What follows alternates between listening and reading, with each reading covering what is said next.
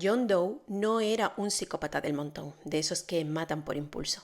No, él era un predicador y sus sermones estaban escritos con sangre. Cada uno de sus crímenes en la película Seven no fue un arrebato de violencia, sino una lección calculada, una obra de teatro macabra diseñada para despertar a una sociedad que él veía como corrupta y dormida. Sus víctimas no eran al azar, sino que eran los lienzos donde pintó su retorcida visión de la moral, pero que lleva a una mente a buscar la salvación a través de la atrocidad.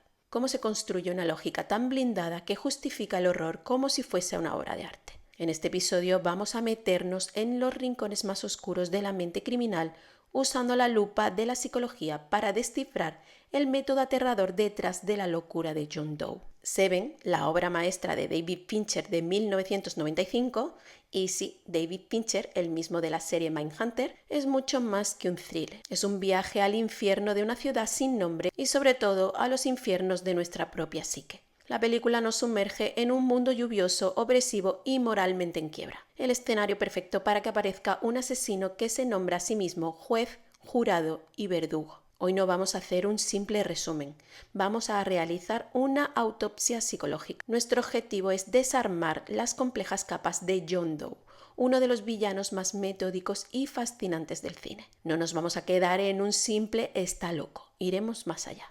Vamos a analizar su perfil desde la psicopatología, su delirante sistema de creencias morales y como tesis central de este análisis vamos a explorar una intrigante teoría interpretativa, la posibilidad de que su comportamiento extremo tenga ecos en una rara condición neurológica, conocida como el síndrome Guess-Winn. Este es un análisis a fondo y por eso es imposible hacerlo sin revelar cada detalle de la trama. Así que por si alguna extraña razón todavía no has visto Seven, esta es tu advertencia final. Se vienen spoilers masivos. Para los demás, prepárense para mirar el abismo, porque vamos a intentar entender la mente que lo creó todo. Antes de analizar al monstruo, tenemos que entender el ecosistema que lo creó. David Fincher nunca le pone nombre a la ciudad y esto es a propósito. Podría ser cualquier gran ciudad ahogada en su propia apatía. La lluvia que nunca para no es solo para crear ambiente, es una metáfora de la mugre moral que lo empapa todo. El sol nunca brilla como si la esperanza se hubiera ido de vacaciones para no volver. Esto no es solo un fondo, es un personaje más, un caldo de cultivo para el cinismo y la desesperación. En este purgatorio conocemos a nuestros guías, los detectives William Somerset y David Mills.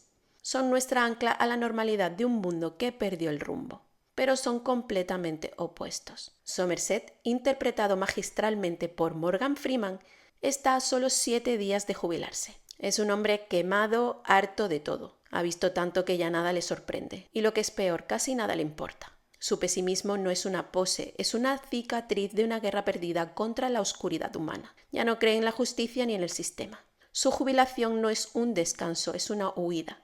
Quiere escapar antes de que se le apague la última chispa de humanidad que le queda. Somerset es la razón, pero una razón cansada. Y entonces llega Mills, un joven y energético Brad Pitt. Es el idealismo hecho persona, impulsivo, emocional y convencido de que puede cambiar las cosas. Él quiso mudarse a esa ciudad infernal porque ahí es donde está la acción, donde puede pelear contra el mal cara a cara. Mills actúa con el corazón, con una rabia justa y una visión del mundo en blanco y negro. No entiende la apatía de Somerset, la ve como una debilidad. Y este choque es la clave. Somerset es el filósofo que lee las señales, que entiende que esto no es un crimen común. Y Mills es el soldado que solo ve la violencia que hay que parar.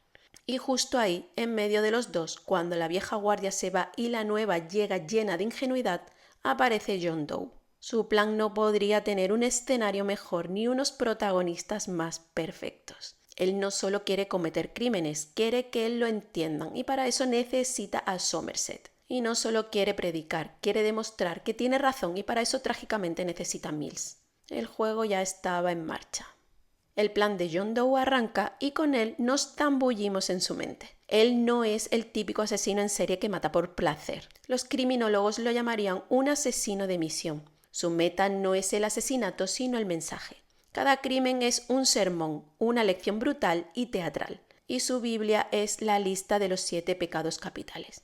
un concepto que, aunque muchos asocian con la Divina Comedia de Dante, en la realidad fue consolidado mucho antes en la tradición teológica cristiana por figuras como el Papa Gregorio Magno y Tomás de Aquino. Y el primer crimen nos tira de cabeza al horror. Un hombre con obesidad mórbida aparece muerto, con la cara hundida en un plato de espaguetis. La escena es grotesca, pero lo que la vuelve aterradora es lo que revela la autopsia.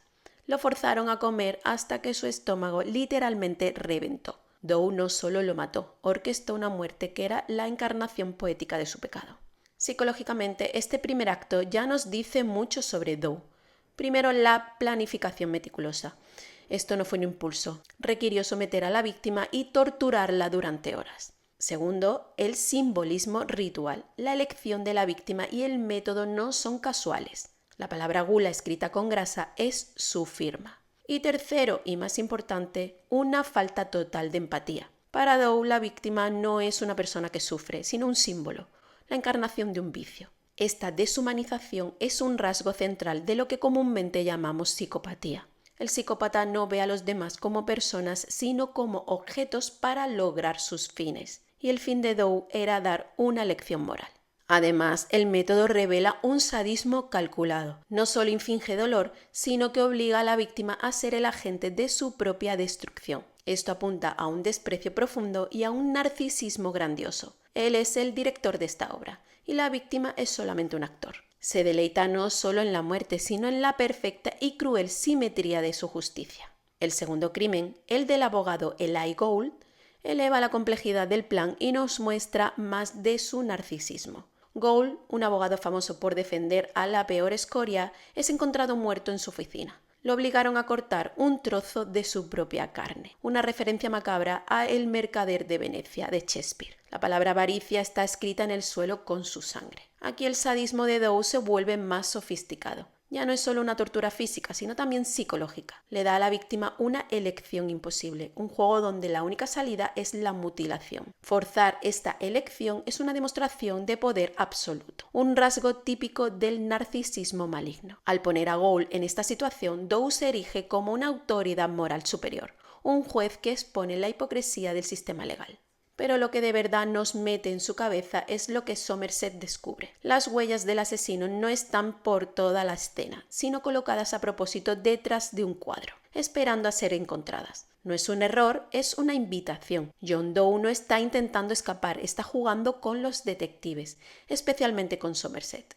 Sabe que solo una mente como la de Somerset, analítica y cínica, podría empezar a entender la magnitud de su obra. Quiere un público, pero no cualquiera. Quiere un igual que aprecie la belleza de su plan. Esta necesidad de reconocimiento es pura grandiosidad. Su obra de arte necesita un crítico a su altura. El crimen de la pereza es en muchos sentidos el más perturbador y el que nos abre la puerta a una dimensión neuropsicológica. Los detectives irrumpen en un apartamento y encuentran a un hombre atado a una cama. Está demacrado, casi en el esqueleto, pero sigue vivo.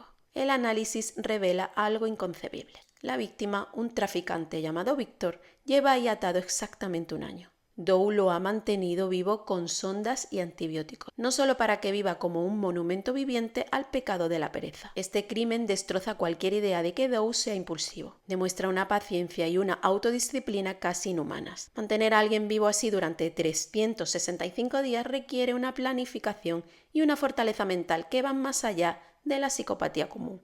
Es el asesino organizado en su máxima expresión. Es en la investigación de su apartamento donde encontramos una pista clave. Cuando por fin lo localizan, no es la guarida de un criminal, sino una biblioteca del infierno. Está lleno de crucifijos, textos religiosos y, lo más importante, miles de cuadernos meticulosamente ordenados. Contienen sus pensamientos y planes, escritos con una caligrafía diminuta y compacta, casi microscópica. Este hallazgo es crucial y nos lleva a una teoría interpretativa fascinante, aunque especulativa y no canónica, de la película. En neurobiología, la compulsión por escribir de forma tan extensa se conoce como hipergrafía. La hipergrafía es uno de los sistemas principales de una rara condición neurológica conocida como síndrome de West-Wing. Este síndrome, a menudo asociado a ciertas formas de epilepsia del lóbulo temporal, se caracteriza por un conjunto de cambios en la personalidad. La hipergrafía, que es la escritura compulsiva de Doe, una hiperreligiosidad, es decir, un interés obsesivo por temas morales y espirituales, y cambios en la conducta sexual. De repente, algunas piezas de Doe encajan de una forma nueva. Su obsesión con los pecados podría no ser solo una elección filosófica, sino un síntoma de esa hiperreligiosidad. Su meticulosidad y su pensamiento enrevesado son un rasgo conocido como viscosidad, y que también encajaría.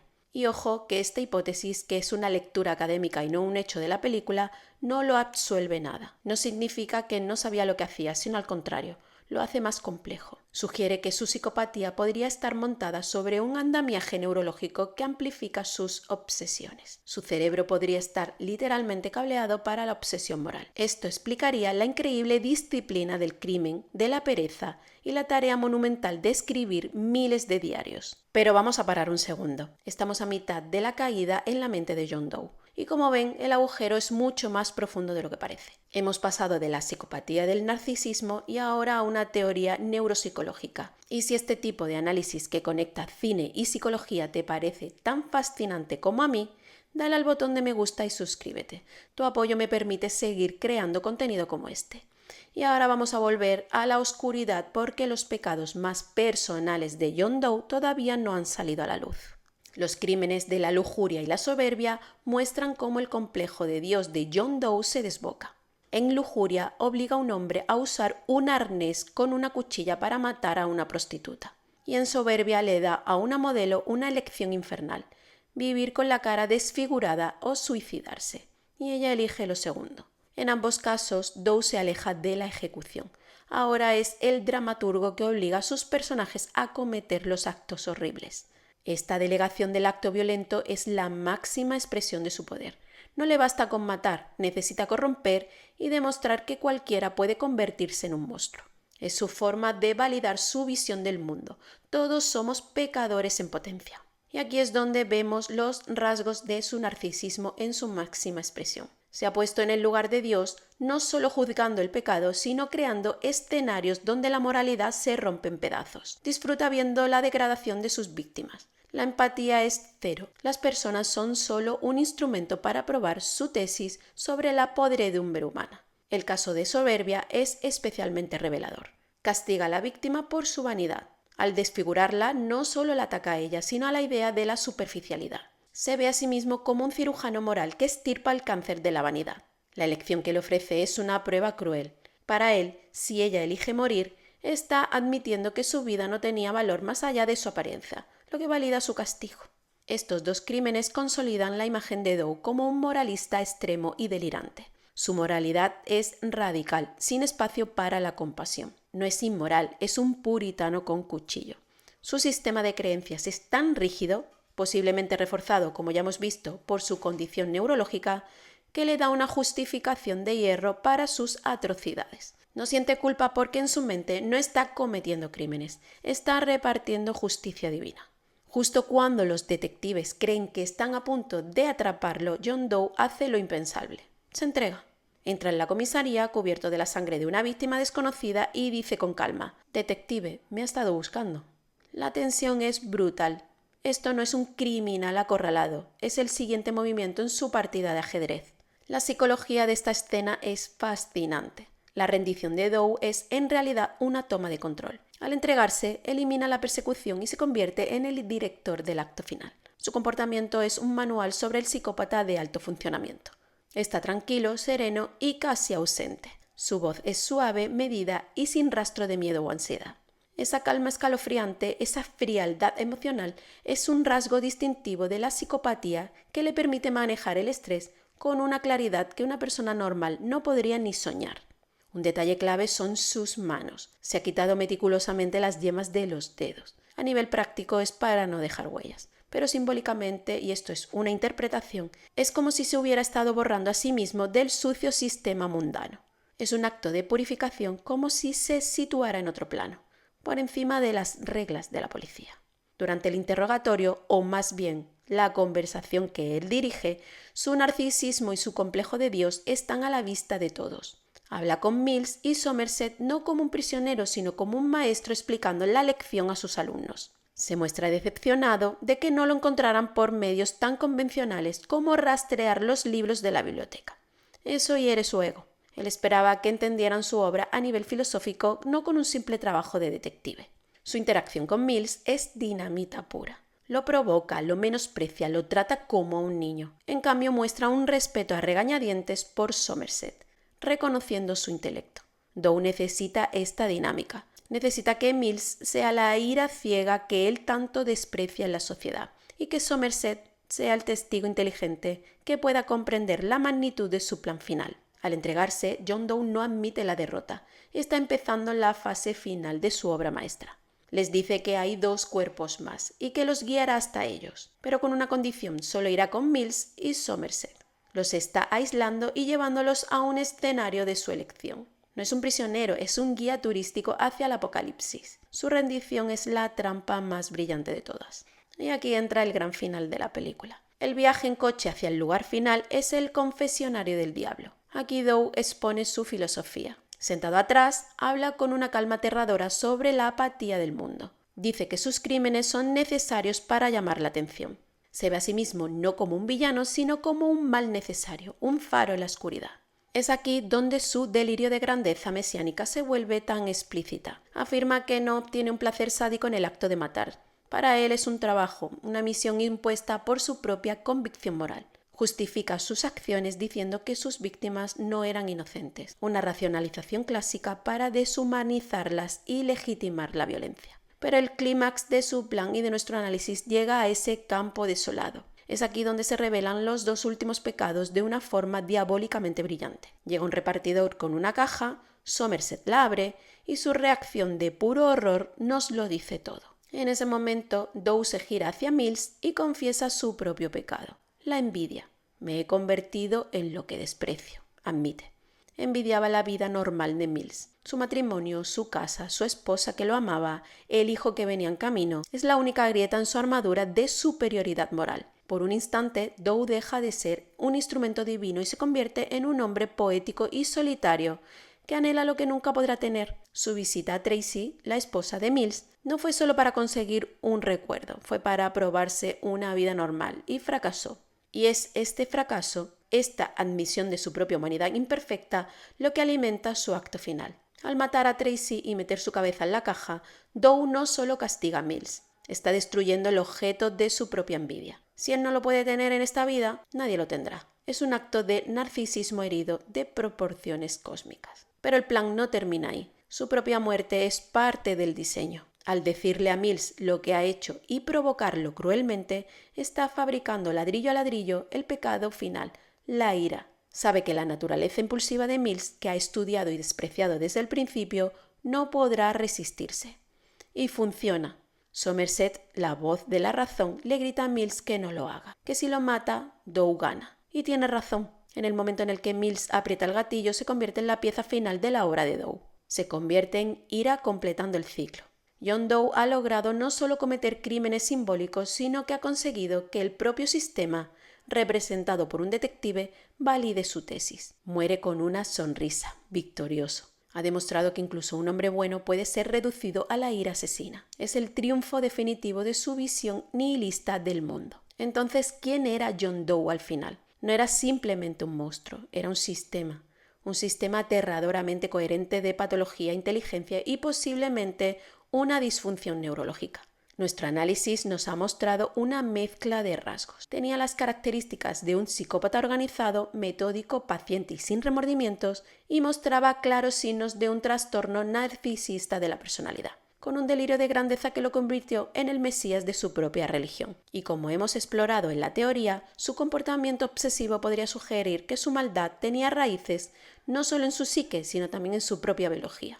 Su locura tenía un método que le permitió superar a la policía y llevar a cabo un plan casi inimaginable. Su objetivo final no era solo matar, sino dejar una cicatriz en el alma del mundo, demostrar que la apatía es la norma.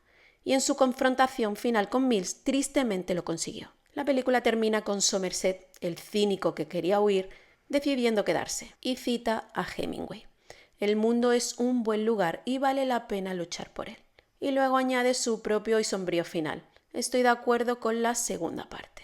Ese es el legado de John Doe. No destruyó el mundo, pero sí rompió el espejo en el que nos miramos. Nos obligó a confrontar la fragilidad de nuestra propia moral y la delgada línea que separa la justicia de la venganza. John Doe está muerto, pero su sermón final, escrito con la sangre de inocentes y la caída de un hombre bueno, resuena hasta hoy, dejándonos con una pregunta. ¿Qué hay en la caja de nuestra propia alma? Y hasta aquí el episodio de hoy. Si te ha gustado, compártelo con esa persona que sabes que le encantan este tipo de películas. No olvides suscribirte y activar la campanita para no perderte futuros análisis. Y ahora te hago una pregunta a ti. ¿Qué otro personaje, héroe o villano te gustaría que pusiéramos bajo nuestro microscopio psicológico? Déjame en tus comentarios tus sugerencias. Nos vemos en el próximo Neurocafé.